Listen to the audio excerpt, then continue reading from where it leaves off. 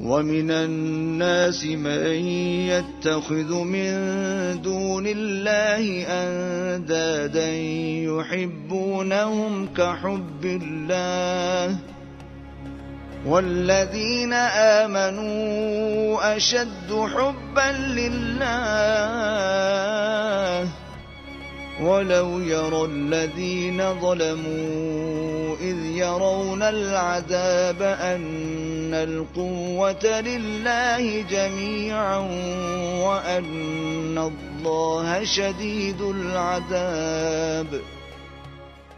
और बाज लोग ऐसे हैं जो गैरुल्लाह को अल्लाह का शरीक बनाते और उनसे अल्लाह की सी मोहब्बत करते हैं, लेकिन जो ईमान वाले हैं वो तो अल्लाह ही के सबसे ज्यादा दोस्तदार हैं।